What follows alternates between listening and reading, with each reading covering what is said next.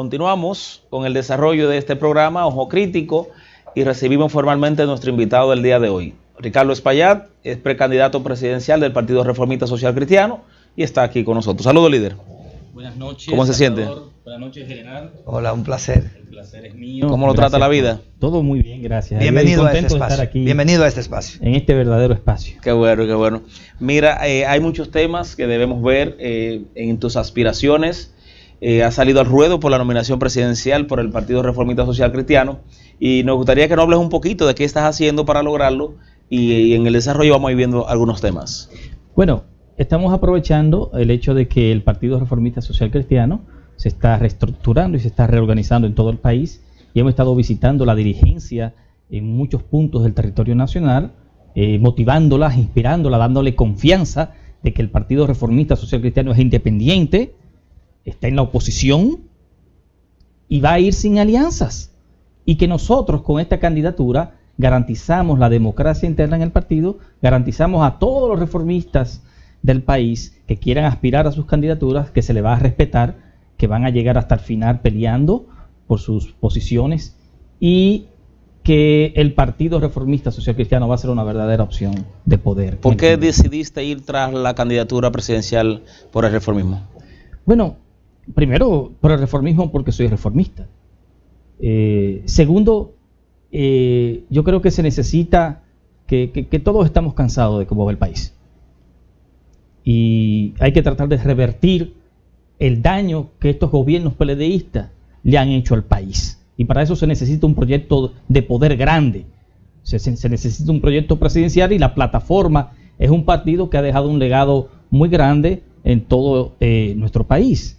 El mejor legado de austeridad en sus gobiernos, de respeto del orden público, de lo que es la defensa de la soberanía nacional y de lo que fue el amor a la educación con la construcción de más escuelas y escuelas que inspiraban a los estudiantes y los mejores y los primeros centros de salud del país. Usted está aspirando en medio de una indefinición del Partido Reformista.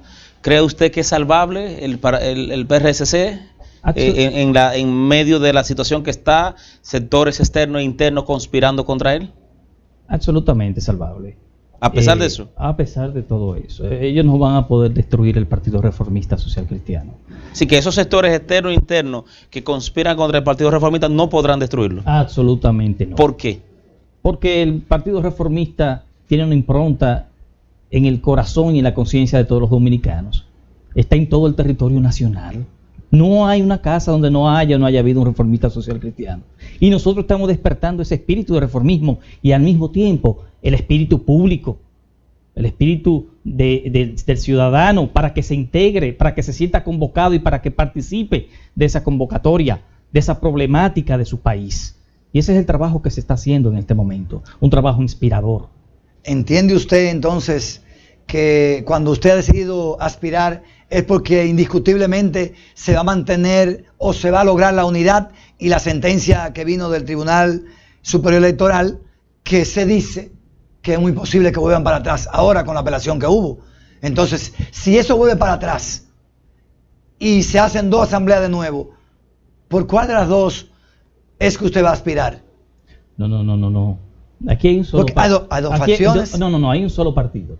Hay la un partido facción con el apoyo oficialista. Hay un partido institucional que es el que dirige el ingeniero Federico Antumballe. No hay otro partido. Como presidente Lo otro partido. Es la intención del gobierno de destruir y mantener el Partido Reformista Social Cristiano en un limbo jurídico, sin una definición, para que llegue más pequeño al 2020 y no pueda ser una opción que pueda obligar, si no llegar por sí mismo, lograr una segunda vuelta. Antes de usted hacer su lanzamiento a estas aspiraciones a la candidatura a la presidencia de la República por el Partido Reformista, ¿usted se reunió con esa parte institucional a buscar el consenso y a mostrarle su interés de ir por la candidatura? Absolutamente, o sea, todos lo saben en el partido. Yo he llevado esta candidatura en otros tiempos, anteriormente. Yo fui también precandidato presidencial para las elecciones del 2020. Lo único que el partido ya tenía su cosa. 2018. Digan, perdón, para 2012. Para el 2012. Lo único que ya el partido tenía su cosa organizada y no se portó bien. Y se alió por primera vez en la primera vuelta, llevando un candidato que no era reformista. Un error grave que permitió que el partido se lastimara de una forma preocupante, que lastimara su identidad. Entonces usted se inscribe en la posición de Quique, que justamente en una entrevista que me concedió a mí en el programa Lo que otros callan, dijo que fue un error apoyar al Partido de la Liberación Dominicana. Bueno, yo te pregunto, mira la situación que estamos viviendo hoy. Está claro que el Partido de la Liberación Dominicana como gobierno fue un error de todos nosotros. El Partido de la Liberación Dominicana no ha sabido corresponderle al pueblo dominicano. Hoy en día no hay justicia en el país. Y si no hay justicia, no hay orden. Y si no hay orden, hay un caos. Y es lo que estamos viendo en las calles. El irrespeto a la autoridad. No hay respeto a la autoridad, no hay autoridad. Es decir, que usted está diciendo que no solo fue un error del Partido Reformista apoyar al PLD y a Danilo Medina, sino también fue un error de la sociedad dominicana. Absolutamente. Llevarlo a la presidencia. De todo el que votó. De todo el que votó. Se nos equivocamos. El país se equivocó y ahí están los resultados. Pero hay tiempo. Y yo creo que los dominicanos estamos conscientes de que esto no puede seguir así. ¿Cuáles son sus mayores preocupaciones como candidato a la presidencia de la República? ¿Cuál será su prioridad cuando llegue usted, si le dan la oportunidad al pueblo de elegirlo presidente? Gobernar para el pueblo. Pero las medidas. Gobernar para el pueblo. Pero porque es que no se está gobernando para el pueblo, eso es lo más importante, comenzar por ahí. Sí, porque la debilidad está en todas las áreas, en la salud, está en la educación, está en la justicia, está en la defensa de la soberanía. Por eso te decía que hay que tratar de revertir rápidamente el daño que se le ha hecho a la sociedad. Y este país necesita más que grandes genios de la economía, hombres que se sientan por encima de todos los dominicanos y que nadie pueda conceptualizar con ellos. Aquí se necesita un dominicano que ame a su país, que quiera realmente trabajar con voluntad por todos los ciudadanos dominicanos y no servirle a su partido para después servirle al pueblo y dejar al final muy poco para el pueblo, que es lo que ha sucedido con el gobierno del PLD.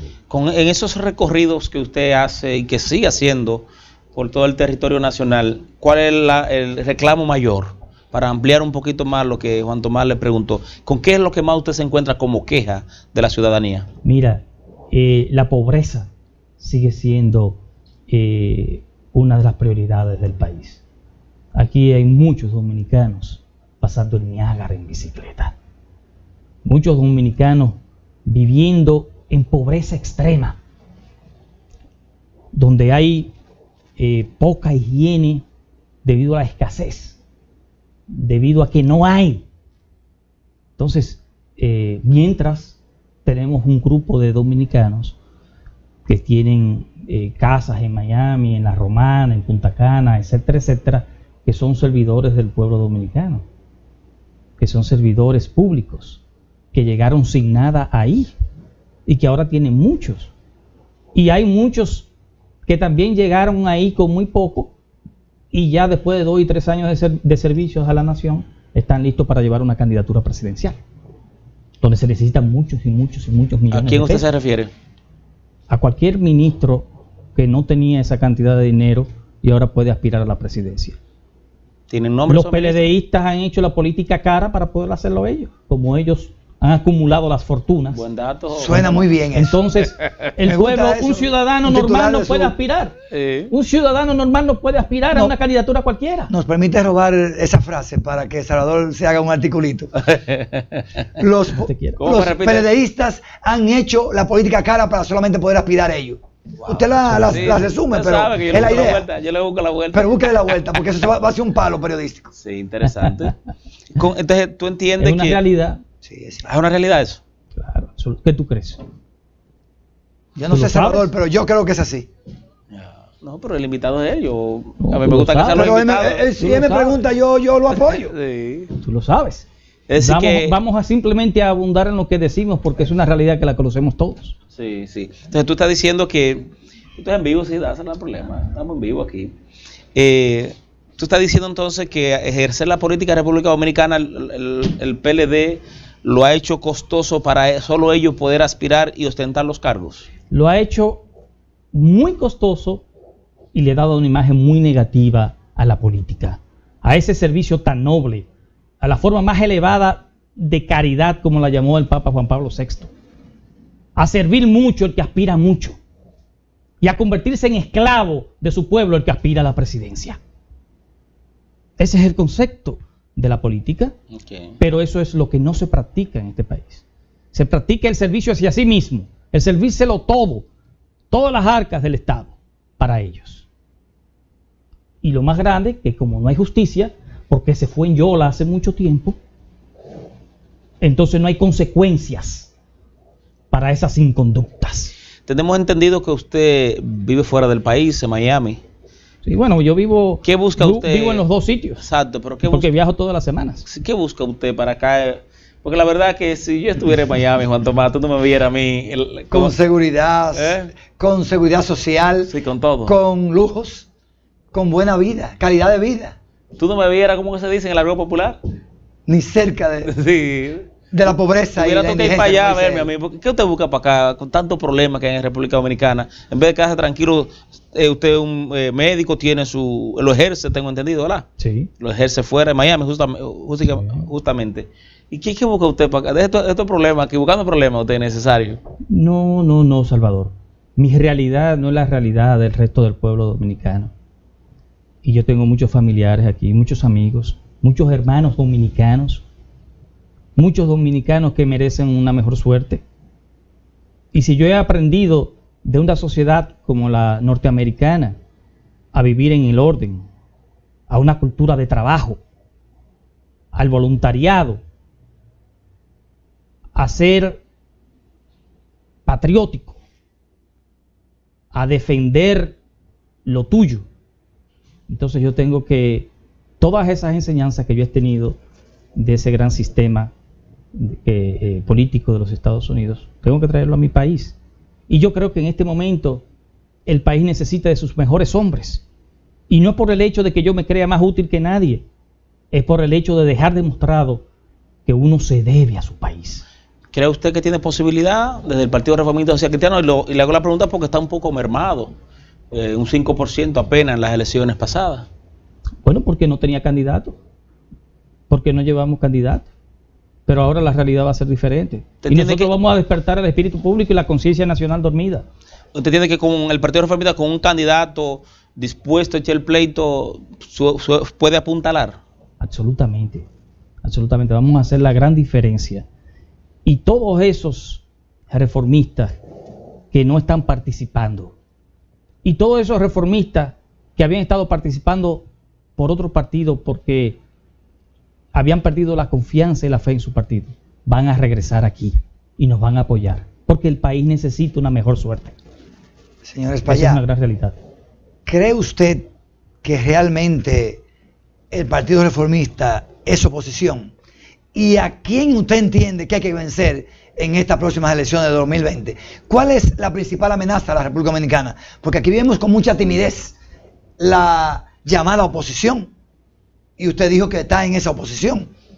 ¿Usted está en esa misma tesitura?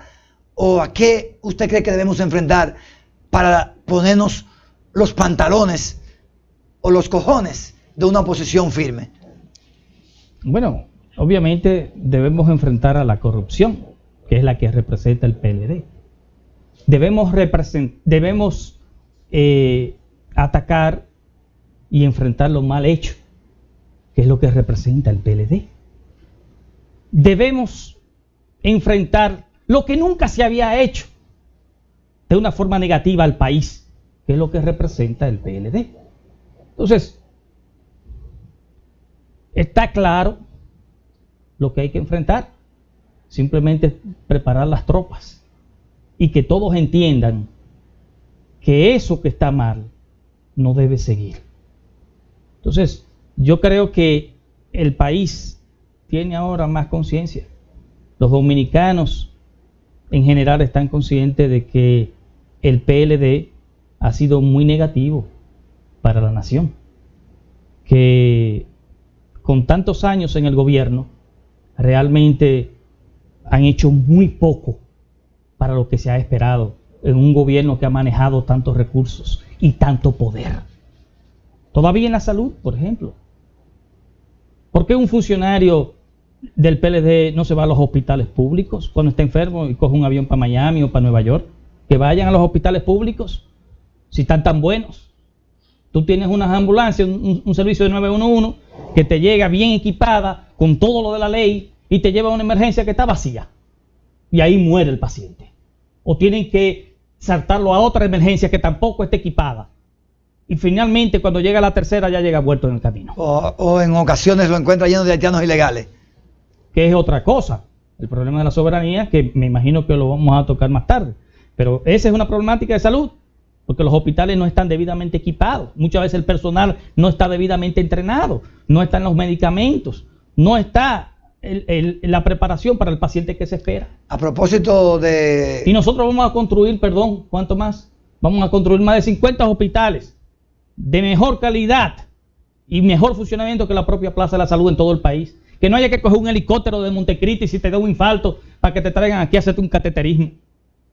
Que no haya que buscar un buen cirujano si te sucede algo por Dajabón o por Pedernales. Que haya un buen hospital de confianza en cada provincia, pero un hospital verdadero, que funcione con los mejores criterios de los mejores hospitales de los Estados Unidos y supervisado por los mejores organismos internacionales. Eso es un servicio de salud que da confianza al pueblo dominicano, pero que en cada comunidad que se tenga un hospital así, la comunidad participe de ellos. Así como los colmadones se llenan alrededor de los hospitales bebiendo cerveza, que esos mismos individuos cooperen con esos hospitales y con su cooperación puedan mantener con esa fundación que se formen su propio hospital, que ellos se integren, que haya una relación entre el Estado y el pueblo, que se vea que eso es de ellos y que ellos lo protegen. Y que con eso que ellos cooperan tengan una tarjeta donde cuando el médico le haga en la emergencia una receta con 5 medicinas, no salgan a buscar un político que se la busque, sino que con esa propia tarjeta puedan comprar sus medicamentos. Eso es un plan de salud. Hospitales no solamente para la condición médica per se, sino también para la salud mental, que está tan afectada en todo el país, que el país vive agresivo, vive caliente emocionalmente, porque vive frustrado por la situación en que se le ha sometido con estos malos gobiernos del PLD. La propia educación, cuanto más. Vamos a saltar a la educación. Pero antes de usted ir al tema de la educación, a mí me gustaría aprovechar su especialidad como médico, que ese es su fuerte, yo diría, en la política, la salud, para preguntarle cómo es posible, y a ver si usted tiene una explicación, porque yo no lo puedo entender, que la República Dominicana, siendo uno de los países que mayor cantidad de especialistas y médicos tiene en los hospitales, es donde resulta que hay más muertes por descuido de médicos. O sea, nosotros no entendemos eso. Mayores niveles de muertes infantiles, también por lo mismo, y mayores niveles de embarazo en adolescentes de 11 a 19 años. Bueno, en cuanto a lo del embarazo y esas cosas, pues eso ya hay otros elementos que tienen que ver. Pero los hospitales muchas veces, o en la gran parte de las veces, no tienen los equipos necesarios, no tienen el personal necesario en cantidad y en calidad para enfrentar las condiciones. Y obviamente muchas veces los hospitales se convierten en depósitos de pacientes, donde las cosas están vacías. Tuve un paciente que está en supuestamente una unidad de cuidado intensivo de un hospital de eso y lo que tiene simplemente es una solución intravenosa y no unos monitores específicos que puedan realmente llevar efectivamente lo que está sucediendo en el organismo de esa persona. Entonces, así pues van a haber muertes a todos los niveles. En cuanto a la parte materno-infantil, también es el seguimiento, es la prevención durante el embarazo, desde un inicio hasta el final del embarazo, previniendo las condiciones médicas de esa paciente que puedan desarrollarse.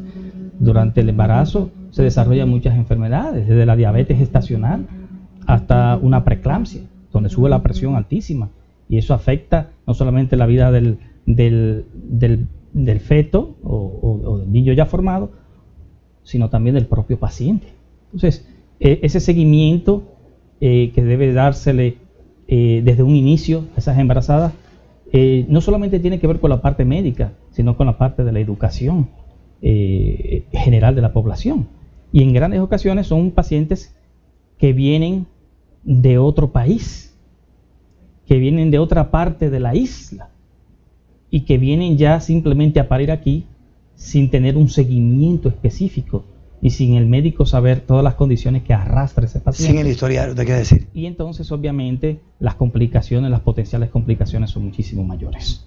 Entonces, todos esos elementos tienen que tomarse en consideración. Pero yo creo que hay muchísimo más que hacer en el área de la salud. ¿Cómo usted rescataría, entonces, esa sensibilidad humana de parte de los médicos? Porque, de acuerdo a las estadísticas, aquí superamos la media de médicos y de especialistas de toda América Latina por habitantes.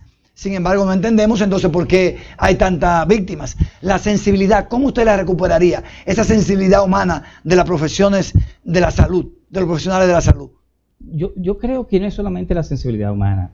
Yo entiendo que debemos formar mejores profesionales médicos en todo el aspecto, no solamente el académico, sino el humano, adaptándolo también a la realidad de nuestra sociedad, dándole un seguimiento académico continuo a ese médico para que se siga preparando, que hayan criterios también que certifiquen a ese médico como bueno, como lo hay en los Estados Unidos, que existen los boards, las juntas de médicos que te califican como una persona que está preparada para ver un paciente. Entonces, pero los hospitales también tienen que tener criterios de tratamiento, criterios de funcionamiento que deben aplicarse. Las enfermeras allá en los Estados Unidos muchas veces saben más que muchos médicos. Tienen muchas experiencias, estudian mucho, se preparan mucho, están entrenadas para situaciones de crisis, de emergencia, y realmente son una ayuda al personal médico primario. Entonces, es un conjunto de cosas. El médico también necesita estar también motivado, ser mejor pago y que pueda trabajar en tandas extendidas recibiendo realmente un buen estímulo, pero para eso también se necesita que el médico esté debidamente preparado para que también pueda exigir, de acuerdo a su preparación, su retribución salarial. ¿Cómo le preocupa a usted que los dominicanos y dominicanas, cuando acuden a los hospitales, incluso dominicanas, para ir a dar a luz, tienen que tirarse al piso y otras irse a parir a la casa porque las camillas, así se le dice, las camas están ocupadas por parturientas haitianas que han utilizado ese método para tener derecho, a adquirir derechos en República Dominicana, están viniendo a parir aquí? Entonces, hemos visto ya en varias ocasiones videos. Hemos visto varias cosas, videos donde mujeres dominicanas se retiran a la casa a parir porque entonces encuentran los hospitales llenos de haitianas y no pueden hacerlo ellas, aún teniendo todos sus derechos, seguro médico y la misma constitución que la protege. Tienen que abandonar los hospitales dominicanos para irse a la casa a dar a luz. Pero ahí también van los criterios que yo te decía que debe tener un hospital. Un hospital, si no puede manejar una cantidad de pacientes, tampoco debe recibir. Debe haber otros hospitales preparados para asistir a ese hospital. O sea, el sistema tiene que estar mejor organizado. Obviamente, lo que tú planteas es una situación social, política, económica grave que está afectando al país en todos los aspectos, no solamente en el aspecto médico. Está afectando nuestra economía, la producción misma del país. No da abasto para también mantener la otra parte de la isla. O sea, es una gran problemática y el gobierno actual se ha hecho apático, se ha hecho indiferente a eso, está callado, se hacen los ciegos, los sordos y los mudos. Y eso es preocupante. Y nosotros vemos en la sociedad todos los días caminando libremente, sin ningún tipo de nada. De control de todo. ¿Qué hay que hacer para devolverle a los dominicanos y dominicanas sus hospitales? No es devolverle a los dominicanos. Bueno, están siendo copados hospitales por los haitianos. Eso es parte, son políticas migratorias y cosas que tienen que regirse. Lo primero que tienen que tener, haber control en la frontera. Y que conste que no lo digo por el hecho de que sean haitianos, no, sino ilegales de todo tipo. Lo que pasa es que los haitianos son mayoría en cruzar para territorio dominicano y uno siempre habla de ellos para que no se vaya a pensar que somos xenófobos, que somos racistas, sino que lo que están ocupando los hospitales son precisamente en demasía los haitianos. Salvador, el médico tiene que ver al paciente que se le presente. Obviamente lo ideal sería que el paciente dominicano reciba sus cuidados como debe ser, pero nosotros no podemos dejar ver a ningún paciente de ninguna parte que llegue en un estado de emergencia. Pero son las reglas, las leyes migratorias, el orden que debe existir con esas medidas hacia el exterior que no permitan que estas cosas estén sucediendo, porque esas personas llegan de allá y nadie le puso ningún tipo de límites. Alguien la dejó pasar. Exactamente. Alguien se ha hecho permisivo y le están trayendo ese problema al área de la salud y a alguien no le importa. Entonces, eso tiene que corregirse desde sus raíces. Y el problema que nosotros estamos teniendo en la isla, en esa parte de la isla, es un problema muy viejo, pero que en los gobiernos reformistas tenía muchísimo mayor control, porque había una defensa clara de la soberanía y las fronteras estaban mejor cuidadas, había un mejor plan migratorio, había mejores políticas migratorias y se le daba seguimiento, que ahora no se está haciendo nada de eso. Okay. Con relación al tema de la educación que usted iba a entrar, aquí también estamos en los últimos lugares. ¿Qué plan y qué propuesta usted tiene? Y es preocupante, Juan Tomás. Yo escuché una encuesta, yo he tratado de investigar a ver qué tan cierta, que se hicieron en las escuelas dominicanas recientemente. El último lugar en matemáticas de 142 países medidos. No, encuesta a los estudiantes de nuestras escuelas sobre qué pensaban sobre la corrupción. Y más del 70% dijeron como que eso no era un problema, ni lo vieron como un problema. Mostraron falta de interés en el civismo, amor por la patria y en los temas de corrupción y de gobernabilidad. Y eso es preocupante. Sí. ¿Qué estamos enseñando? ¿Qué inspiración hay para educación los cívica? Estudiantes? ¿Dónde está la moral y cívica? Hace falta esa materia. ¿Dónde están los valores patrios que deben enseñarse en las escuelas? ¿Qué estamos haciendo? Simplemente enseñando a leer y a escribir y dando un material. ¿Dónde está la otra parte? ¿Dónde está la enseñanza de qué tú vas a hacer con lo que tú estás aprendiendo? ¿Cómo tú le vas a dar un servicio a la patria? ¿Cómo tú te vas a comportar con ese material? Y eso no se está haciendo. Los maestros no inspiran. Los maestros no llevan un mensaje de identidad nacional, de un sentimiento patriótico a los alumnos. Eso no está existiendo. Y la moral y cívica ha desaparecido de las escuelas. El amor a la patria, el amor a la familia, el amor a Dios lo han sacado de las escuelas. Y el amor a la educación misma. Yo fui de los primeros que hablé hace más de 8 años de las tandas extendidas en el país. Pero un verdadero plan de tandas extendidas. ¿Qué usted haría diferente a lo que está haciendo el presidente? Y un verdadero plan. Que después de pasarse 5 o 6 horas un muchacho en las escuelas, tiene que tirar 3 o 4 horas más. Tiene que haber un plan motivador. Vamos a utilizar esa tecnología. Que esos muchachos entren en sus computadoras y tengan un maestro internacional que lo esté inspirando en las áreas donde ese muchacho quiere especializarse cuando esté más adelantado. Que vaya recibiendo materias selectivas para sus áreas de especialización que va a querer en un futuro. Y que vaya adelantando, que hay una gran motivación para esas horas. Y que al final de esas horas, ese estudiante tenga una buena cena. Una cena donde los administradores de esa alimentación escolar, de ese almuerzo, de ese desayuno, de esa cena, lo hagan conscientemente, humanamente, y le den cosas que realmente alimenten a sus alumnos para que se vayan a su casa bien cenados y puedan hacer su tarea y puedan terminar de estudiar y ya a las 8 de la noche ver un poquito de televisión y acostarse temprano para comenzar un nuevo día. Que las escuelas realmente que se construyan tengan ciertos criterios, que no sean solamente la salud académica, que no solamente sea la mente, sino también el cuerpo. Que esas escuelas se conviertan en áreas también donde esos estudiantes, donde esos alumnos puedan tener una piscina para que naden y puedan haber competencias interescolares, donde hayan salones de ballet para esas niñas pequeñas que muchas veces no tienen nada de eso, que hayan mesas de ping pong, de ajedrez, que hayan campos de cosas de basquetbol, que haya una motivación también en ese sentido, y van a haber menos droga, van a estar menos en delincuencia, van a estar motivados. Que las escuelas se conviertan en eso. Vamos a hacer verdaderas inversiones en las escuelas, vamos a inspirar a los alumnos y vamos a inspirar a los maestros. Yo estudié con profesores que me motivaron. Yo tuve a Malaquías Gil, uno de los primeros miembros de la Real Academia de la Lengua, como maestro mío de literatura en el Colegio Calasanz. Yo tuve a Atenas Reyes como profesor mío de historia, un historiador importante dominicano.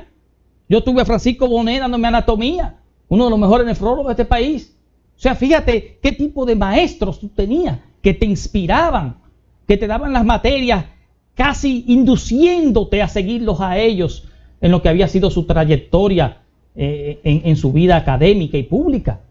Eso necesitamos ahora nosotros en las escuelas.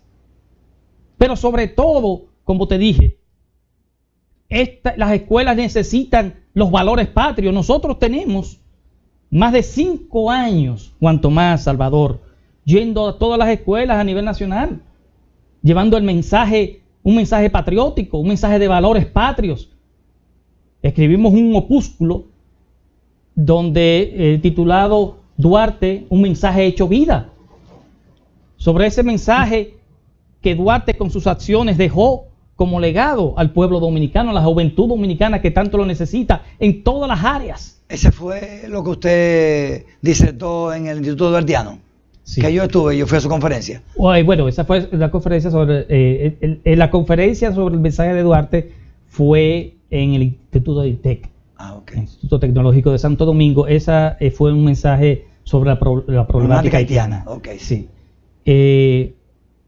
Y como te digo, las escuelas necesitan ese mensaje. Usted lo que está diciendo es que no es suficiente con la revolución educativa del presidente Danilo. No es ¿Qué suficiente. Revolución educativa tú me estás hablando? Así es que está mercadeada. Haciendo depósitos de alumnos, donde hay un pupitre y un salón. ¿Y dónde está el alma de ese salón de clases? ¿Dónde está la inspiración? Los docentes. No es solamente venir y construirte un salón de clase y traerte los pupitres. No se está viendo, no se está reflejando en la sociedad dominicana esa educación, esa verdadera revolución. Y la verdadera revolución que necesita la patria en este momento, en esa nueva juventud, es una revolución de valores y de valores patrios. Enseñarle las cosas más importantes a esos alumnos. El amor a Dios, vuelvo y lo repito, que es tan importante, porque cuando se ama a Dios se actúa correctamente y no se roba y se respeta al prójimo. El amor a la familia, que es el núcleo más importante en la sociedad, y amando a esa familia se protege y se le buscan las condiciones necesarias para que esa familia sobreviva en la sociedad, con buenos empleos, con buena seguridad ciudadana. El amor a la educación misma, que ya hablamos, inspirando a esos alumnos necesariamente, y el amor a la patria. Entonces, defendiendo la soberanía nacional. El 4% que viene implementando el presidente Danilo, entonces está siendo mal usado, porque según lo que usted está señalando, falta todo en educación en el país. Falta el alma en la educación. No es simplemente construir una escuela y poner pupitres y llevar alumnos. Ya. Entonces esa no es una verdadera revolución. Eso es una revolución material. que no es una revolución, eso es una construcción. Permítanos ir a la primera pausa. Cuando retornemos, Juan Tomás, entramos entonces a la evaluación del sistema de partidos. ¿Qué opinión tiene usted con estos debates y crisis que se están dando tanto en el PLD, en el Reformista, en el PRD, en el PRM, en todo estas situaciones políticas? Y también me gustaría ver cómo usted proyecta el 2020, desde ya, si tiene alguna proyección de lo que pudiera pasar. Estamos conversando con el precandidato presidencial del Partido Reformista Social Cristiano, don Ricardo Espaillat. Después de la pausa lo continuamos.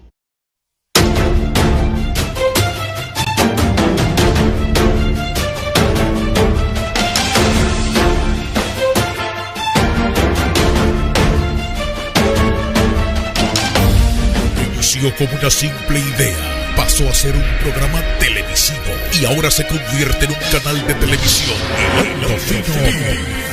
Televisión a otro nivel. Tecnología 4K. Aquí no se corta nada. La democracia no perecerá. La libertad de expresión es garantizada. En la República Dominicana y el mundo, siguen el periódico Sin Cortapisa. Sin Cortapisa. Las noticias como son.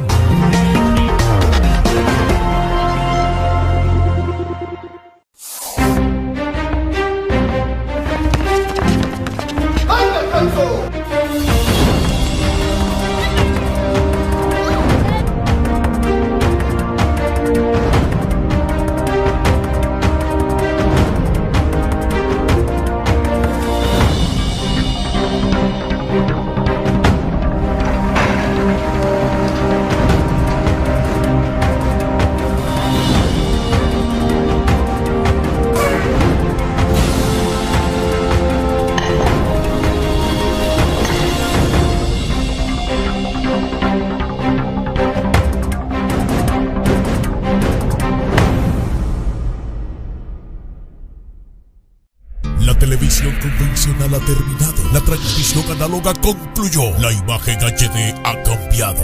Nace la tecnología 4K y la televisión a otro nivel.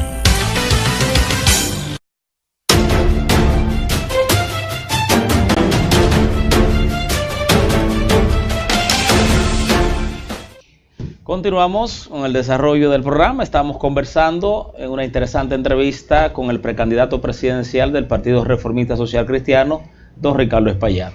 Cuando fuimos a la pausa, líder, ¿qué opinión tiene usted de esta crisis partidaria que impera en la República Dominicana en estos momentos? El reflejo de la crisis nacional. ¿Cómo es posible que el partido no haya que el país no haya avanzado? Porque el comité político de un partido no se haya puesto de acuerdo, o porque dos líderes de un mismo partido no se hayan puesto de acuerdo. Una ley de partido que tiene muchísimos años y que todavía no se ha aprobado, porque hay dos líderes que no se ponen de acuerdo en sus intereses personales, porque sus intereses particulares de demostrar más poder cada uno, quién tiene más poder dentro de su partido y a nivel nacional, ese interés particular para ellos está por encima del interés de la nación. Y esa es la gran problemática. Para mí no es noticia la ley de partidos. Ese es un reflejo de la gran crisis que existe en nuestra nación en estos momentos. Producto de un partido que se ha robado la democracia partidaria del país. Balaguer tuvo el poder para haber destruido todos los partidos o no dejarlo participar a ninguno. Y sin embargo le dio participación a todos, incluyendo al Partido Comunista. Y este partido del PLD ha querido destruir todos los partidos, incluyendo el Partido Reformista Social Cristiano que nosotros estamos representando. Entonces, obviamente, eso es una crisis provocada por un partido que no ha tenido conciencia en la forma en que ha actuado con la nación. Y ahí están los resultados. Es un partido que mantiene el país, una gran parte del país, en una condición de pobreza extrema, con votos de solidaridad, con tarjetas de solidaridad para conseguir los votos. ten solidaridad con un sordo mudo, con un ciego, con un paralítico, con una persona con una parálisis cerebral, con una persona con un retardo mental severo. Pero al joven, al individuo en edad productiva, dale trabajo, créale una cultura de trabajo, dale los instrumentos para que sobreviva, para que le lleve decorosa, dignamente el pan a su familia y ayude al mismo tiempo a la sociedad. Y el país, obviamente, se ha ido afectando con ese tipo de política. Y vivimos un inmediatismo en nuestra nación. Estamos en lo que decía Freud, en una fase oral del desarrollo. Eso es el niño que te grita cuando tiene hambre. El bebé que te grita cuando tiene hambre. Esa madre no puede postergar esa alimentación, ese seno para el bebé. No le puede decir, dentro de 6 horas te lo voy a dar. Ese niño está gritando ahora, dámelo ahora. Y así está el país. A esa situación lo han llevado. El país vive en un inmediatismo, dame lo mío ahora. Tú vas a un sitio, da un discurso y te dicen, ven para allá, tú hablas muy bonito, pero dame lo mío, tú tienes 500 pesos. Y tú no puedes culpar a ese individuo, porque a eso lo ha llevado, a ese día a día. Entonces ese individuo no es capaz de postergar su necesidad y participar en un proyecto futuro de nación porque viven en esa pobreza extrema, en ese inmediatismo, en ese día a día. Y ese es el resultado de estas políticas de gobierno, de estas políticas sociales. Pero usted como aspirante a la presidencia tiene que ver con claridad que si no se resuelve el problema de salir del partido, será difícil que se derroque el PLD. Obviamente, en las condiciones de hacer lo que da la gana a cada quien en los padrones y en las elecciones internas de los partidos. Cuanto más, para mí lo más importante no es simplemente que se apruebe la ley, es que se cumpla. Porque aquí hay muchas leyes. Va a ser otra ley que tampoco se va a cumplir, porque ellos mismos la violan, ellos mismos la hacen, ellos mismos la violan las reglas de juego, violan la Constitución dominicana, la Sagrada Constitución. Entonces es que se cumpla, es que se le dé seguimiento, es que los poderes del Estado sean independientes y que se pueda juzgar a un mismo gobierno, a un mismo presidente, si lo hizo mal. Como dijo el diputado chileno, en caso de que la justicia actúe, lo vamos a defender. Claro. Ahí tú estás oyendo la independencia de poderes. Esa justicia puede caerle atrás. Y el diputado, él mismo, no puede llamar a la justicia. Mira, tú no le vas a hacer nada. Así es. Esa dinámica debemos crearla nosotros en este país. Que se respete, entonces, ahí se va a conseguir el respeto. Cuando haya respeto a la ley, va a haber orden, porque es el elemento de orden por excelencia. Entonces, vamos a reformular la pregunta. ¿Confía en usted que vale la pena aspirar a la presidencia de la República Dominicana con esta situación de irrespeto a la ley y de que el que tiene el poder hace lo que da la gana en el país, en nuestra sociedad como autoridad?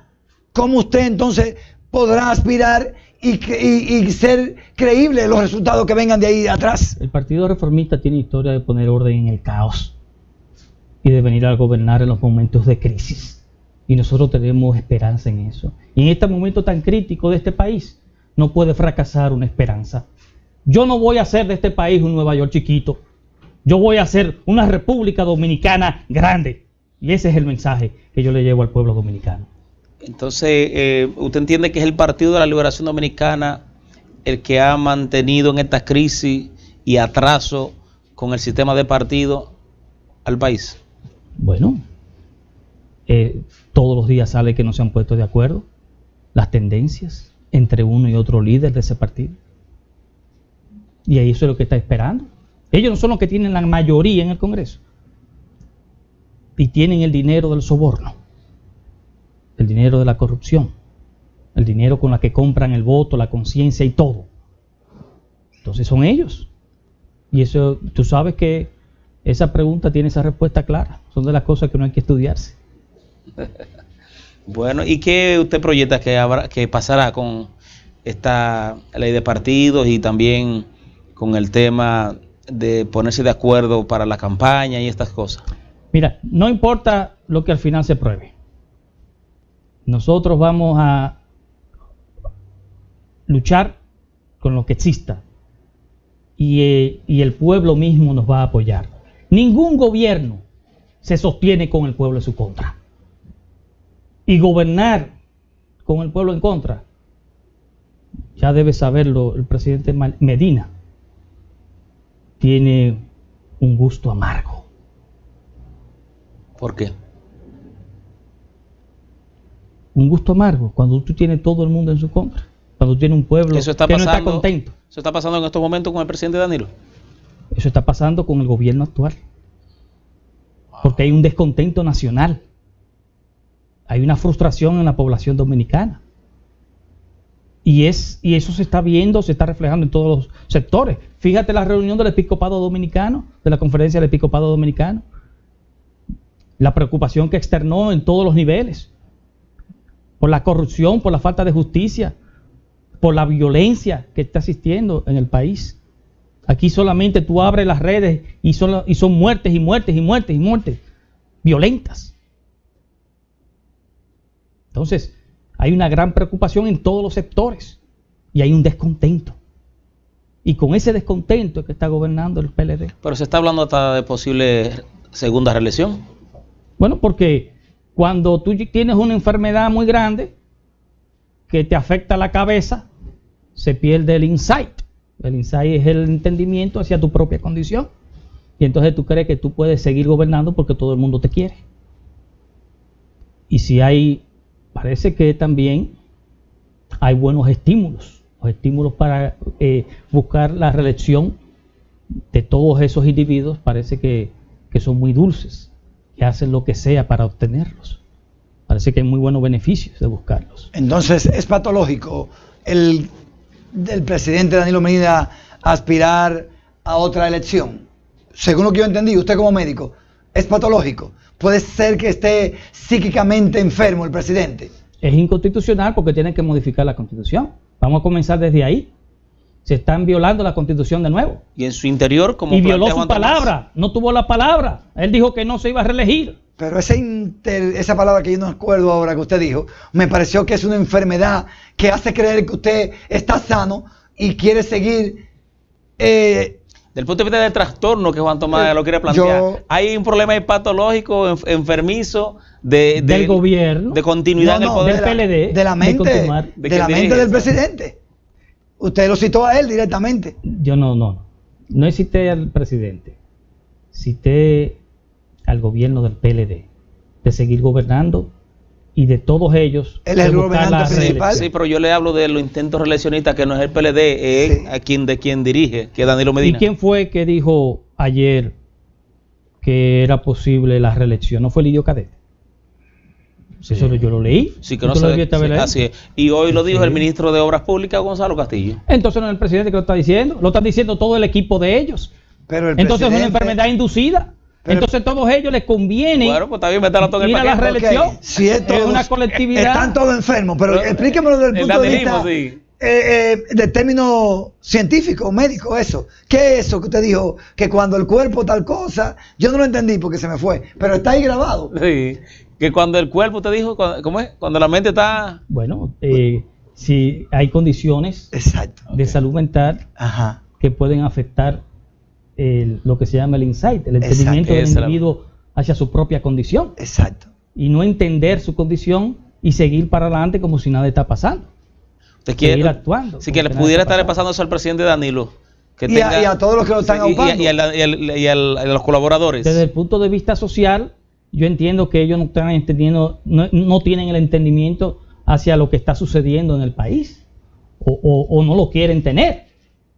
En todos los aspectos, porque hablábamos hace un rato del problema migratorio, donde está sucediendo esto y donde lo vemos todos nosotros todos los días. Y tú me hablaste de los hospitales como estaban llenos y hemos visto cómo están la gente, los haitianos en las calles. Y sin embargo las autoridades no están tomando las medidas, están apáticas a eso. Entonces quizás no es simplemente que hay una enfermedad en la colectividad PLDista, sino que hay una apatía hacia resolver la problemática nacional. Vamos a ponerla de esa manera. Hay dos combinaciones ahí. Pero dale un chance a la base porque la base del partido está inconforme también. Es arriba el asunto. Es arriba en la cabeza. En las cabezas. Hay problema en la cabeza. Comen mucho todos, dependiendo del nivel. Me imagino que los del comité político comerán demasiado. Me imagino que los del comité central comerán mucho. Y me imagino que le dejarán algo a las bases. No, di que no llega nada a base. Solamente los presidentes de circunscripción de ellos, ¿cómo le llaman a eso?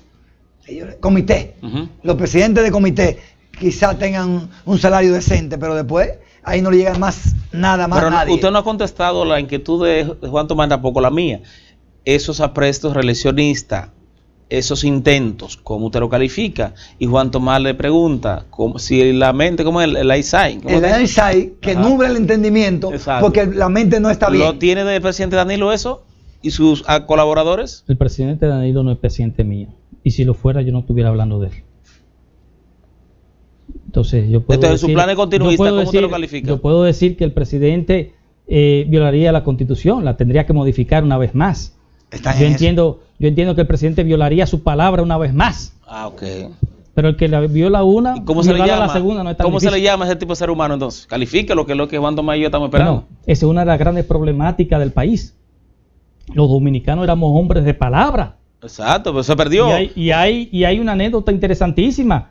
Durante la Guerra de la Restauración, cuando apresaron al poeta Eugenio Perdomo y a 4 más dominicanos, Pedro Ignacio, un señor llamado Ignacio Espaillá, un señor Juan de la Cruz y otro también apellido Ramón Vidar, fueron apresados por la Guardia Española y llevados a la fortaleza de Santiago. Y la noche antes de que lo iban a fusilar, el guardia que estaba cuidando al poeta Eugenio Perdomo le dio permiso para que fuera a despedirse de su mujer y le diera un beso y volviera a la cárcel. Y el poeta fue a su casa sin que nadie lo supervisara, se despidió de su mujer y volvió a la fortaleza para que lo fusilaran al otro día. Eso éramos los dominicanos, hombres de palabra. Buenísimo por el poeta Eugenio Perdomo, que cumplió con su palabra, pero buenísimo también por el guardián que lo estaba cuidando, que creyó en la palabra. ¿Y cómo usted califica entonces al actual presidente Danilo, que dijo en reiteradas ocasiones que para reelegirse en países como el nuestro había que estar en disposición de comerse un tiburón podrido en estado de descomposición? Sin erutar. Sin erutar, gracias Juan Tomás. ¿Y se lo comió? Ahí está, 4 años más. Pues se lo comió. Se lo comió, sí. Se lo quiere comer otro. Parece que le gustó.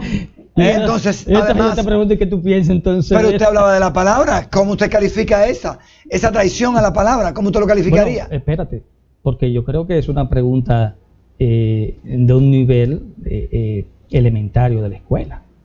Si alguien te da la palabra y no la cumple, ¿tiene palabra o no tiene palabra? Entonces, ¿qué título le damos ahí? Si estamos gobernados por un presidente sin palabras, ¿eso es lo que está diciendo? ¿Qué tú crees? No. Pero tú me dijiste que se comió un tiburón podrido. Fue lo que él dijo él mismo, que había que comerse y tragarse. Pero tú me dijiste que se lo comió, y Juan Tomás dijo que se lo iba a comer de nuevo. Entonces estamos... ¿qué nos dice eso? ¿Pero qué nos dice Juan Tomás? ¿Qué nos dice? Que cuando tú no cumples... Dios que no. ¿Pero qué nos dice eso? ¿Y cuál es la enseñanza de eso? ¿Y cuál es el problema que acarrea en la sociedad dominicana de eso? Que cuando tú das tu palabra y no la cumples, eso crea desconfianza. Y cuando se crea desconfianza, no se pueden formar vínculos. Y por eso el gobierno no ha podido formar vínculos con su propio pueblo, porque no le ha cumplido con su palabra y le ha creado desconfianza al no cumplirle. Y eso es lo que estamos viviendo los dominicanos en este momento. Si estar gobernado por un presidente sin palabra.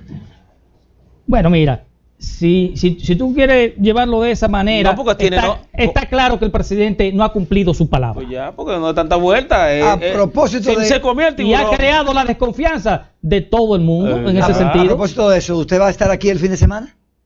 Es posible que sí. ¿Usted va a apoyar la marcha del millón y le va a decir un llamado a sus seguidores? Y queremos que usted aproveche este medio, si usted está de acuerdo con la marcha del millón en contra de la corrupción y la impunidad el próximo domingo 12. Mira, Juan Tomás, yo he marchado Ya yo he estado ahí y he llevado la bandera dominicana ahí y me he puesto mi camiseta verde. Pero vuelve.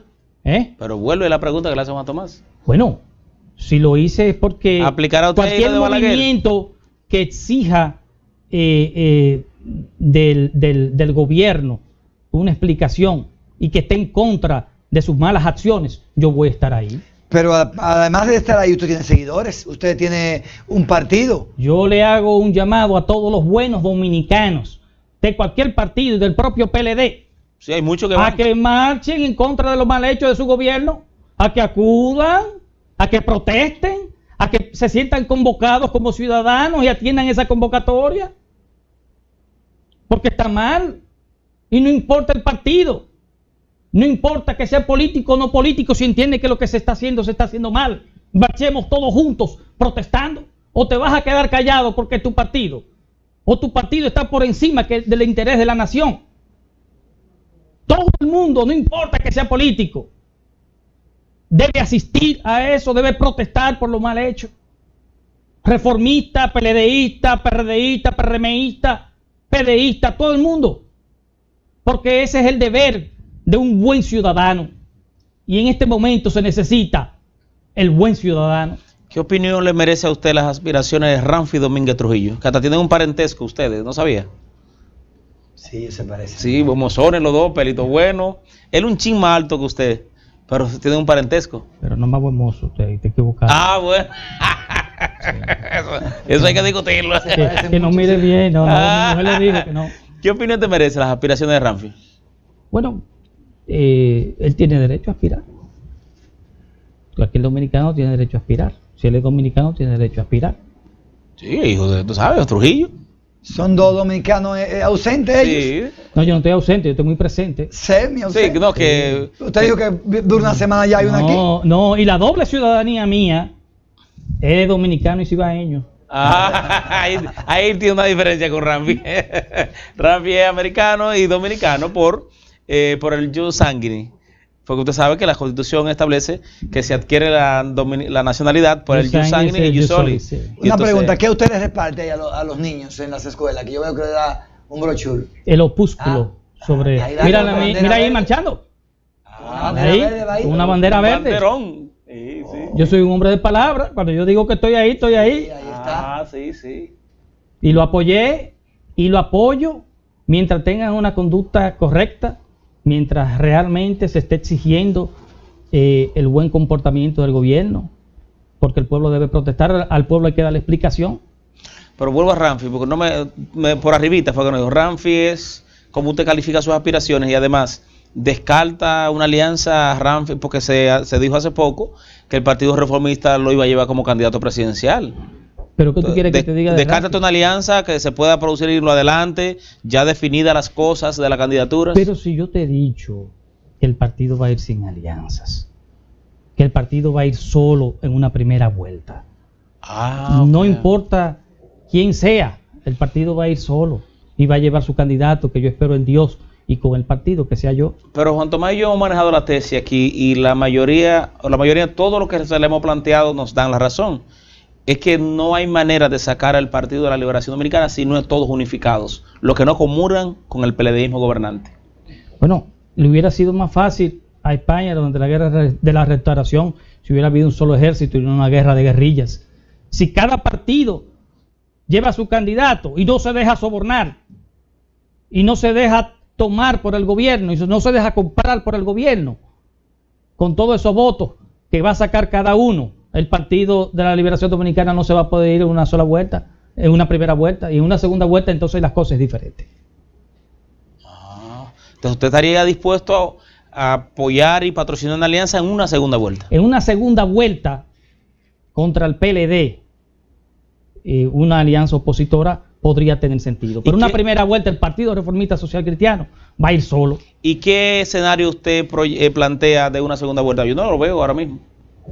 ¿Qué escenario? Sí, ¿bajo qué esquema usted entiende que están dadas las condiciones para que haya una segunda vuelta con mira a las elecciones del 20?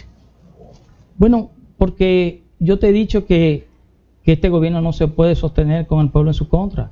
Y si el pueblo está en su contra, no puede volver a votar por él. entonces no van a alcanzar los votos necesarios para ganar en una primera vuelta. Solamente hay un problemita ahí, señor Ricardo Espaillá. ¿Cuál es? Que los buenos dominicanos que están hartos del PLDismo no van a ir a votar. Ellos creen que con no votar ya están oponiéndose al gobierno. Y entonces van a ir a votar los que venden el voto por 500 pesos, por 2 cervezas, por un poterrón, por una porción de droga, o por una oferta de empleo, o por una chapeadora. ¿Cuánto más? Me loció del máster por allá. ¿Cuánto más? Si no encuentran un individuo inspirador en otras filas, y que esperamos ser nosotros. Si no encuentran una opción mejor, que esperamos ser nosotros. Yo no califico ni descalifico a ningún aspirante a la presidencia de la República. Ahora, yo entiendo que para conectar con ese pueblo hay que hacer lo que hizo Peña Gómez y lo que hizo Juan Bosch. Y hasta ahora ningún candidato lo está haciendo. Ninguno. ¿Qué es? Es estar en cada protesta de cualquier barrio que sea, a la cabeza. Acompañando al pueblo. Eso se ha perdido. Eso Porque sí es si bien es cierto que lo que está planteando la Marcha Verde es algo que conecta con todo el pueblo, pero es algo que está específicamente en una sola lucha. ¿Cuánto más? Y hay que estar en todas las luchas. ¿Cuánto más? Yo te voy a hacer una pregunta, y son de las cosas con las que yo estoy educando al pueblo cada vez que voy a visitar en todos los rincones del país, los reformistas y los no reformistas. ¿Quién está protestando? ¿Dónde está la protesta diaria de que tú hablas? El dominicano está dormido, no está protestando. El ofreco me ha desaparecido del pueblo dominicano. Y no es marchar solamente el 12 de agosto, es marchar todos los días en contra de este gobierno. Y eso no se está viendo en todos los barrios del país. Se veía antes, pero ya no se ve. Y por eso hay que despertar la conciencia nacional dormida para que hayan esas protestas. Y por eso se necesita un hombre que los inspire. Por eso se necesita despertar el espíritu público. Porque nadie está protestando. Y las protestas no pueden ser casuales, ocasionales, cada 3 meses. La protesta del millón debe ser diaria. Que se ve en las calles. Y que todo el mundo salga y participe y se motive. Eso es lo que yo digo. Antes se protestaba, Juan Tomás. Ya usted ha ido a dialogar y a compartir en el campamento de aquí y en el campamento de Santiago de la Marcha Verde, que están en una protesta permanente. ¿En las calles? Sí, en las calles. Si estuvieran permanentemente... Ellos están ahí fijos, en un campamento. Están en un campamento, sí, pero no están en un campamento, no. Es la movilización y la movilización de las masas. Sí, que lo que está diciendo es que él entiende que hay que movilizarse más y permanente. Como lo hace San Francisco, Moca y Licey. Sí, vamos a movilizarnos de una forma civilizada, pero vamos a movilizarnos, vamos a protestar, vamos a participar. Y eso era lo que yo decía. Tengo una buena relación con el Falpo, con los peregrinos de Moca y el Falpo de Licey. Cuando tenga la próxima protesta, lo vamos a llamar. Llámame, que mientras sean protestas justas, mientras sean civilizadas, mientras sean protestas que vayan en contra de lo mal hecho, tú me vayas a ver a mí en el frente. Como me viste ahí en la marcha. Y la próxima que yo haga, camino al Palacio con todos los viejitos pensionados, a que le honren su aumento salarial, lo voy a llamar también. Y yo te voy a llamar para que tú me acompañes, porque yo creo que tú puedes ser una persona muy importante en la campaña de nosotros. Si es a protestar yo voy, pero no a saludar gente. No sé si es... No, pero no es saludar. Si vas a aceptar la invitación, acéptala y vaya, tranquilo. No, Juan Tomás. A protestar, no protesta. No, Juan Tomás, mira, quieto. Se saluda a la gente. Claro. Se le da un abrazo, se le da calor, pero al mismo tiempo se le concientiza. Sí. Se le lleva un mensaje. Sí. Y se le estimula, se le incentiva para que participe de la problemática de su país, de su local, de su localidad, de su región, de su comunidad. Así es. Sí. Y ese es el trabajo que se está haciendo. Ojalá el pueblo nos ayude, ojalá que despierten, ojalá que se activen con todo esto. Y finalmente, líder, se ha debatido también a lo interno del Partido Reformista la posibilidad de llevar como candidato presidencial a Leonel Fernández, porque lo que se observa es que en su propio partido le han cerrado la puerta o le están creando condiciones incómodas y difíciles. Cada vez más se dice que Danilo será el candidato del PLD. Ahora, yo te voy a decir una cosa. ¿Y cómo tú piensas que si Leonel Fernández, siendo PLDista, le cierran la puerta en su propio partido, cómo se la van a abrir en uno que no es de él? No, porque se iría al Partido Reformista y ¿quién gana ahí el Partido Reformista? Si él se va al Partido Reformista, nosotros le abrimos la puerta, pero no para que venga a dirigirnos ni a ser candidato presidencial. Hay diputados que han ofertado eso, una cama planchadita le tienen allá. No, una cama para que se acueste, pero no para que gobierne. No para que gobierne. El gobierno es reformista, no PLDista. Ahí te mando más. Es para recibirlo para que se acueste como buenos huéspedes. Para que se acueste y no funcione. Ricardo, de eso yo no opino porque yo no sé mucho de partidismo y cómo se manejan esas cosas. No sabe de nada. No. Sí, se le tiene una cama para que se acueste, pero que no se despierte de ahí. Pero vamos a permitir mientras que tanto nosotros mandamos seguidores. Sí, claro. Un mensaje a sus seguidores. Finalmente ya. El mensaje que le estábamos llevando desde un inicio, que en esta situación tan difícil en que está viviendo nuestro país, en esta condición tan crítica de nuestra sociedad, no puede fracasar una esperanza.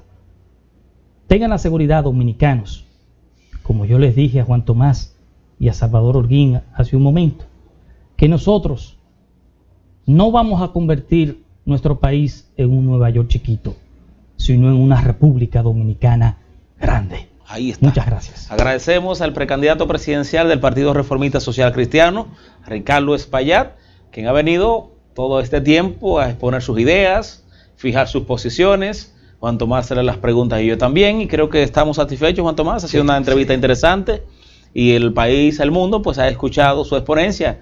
Le corresponde a ellos sacar su propia conclusión. Así es. Así que un servidor, Salvador Holguín, y don Juan Tomás Taveras han estado con ustedes. Decirle que será hasta mañana con otra entrega y cuídense mucho.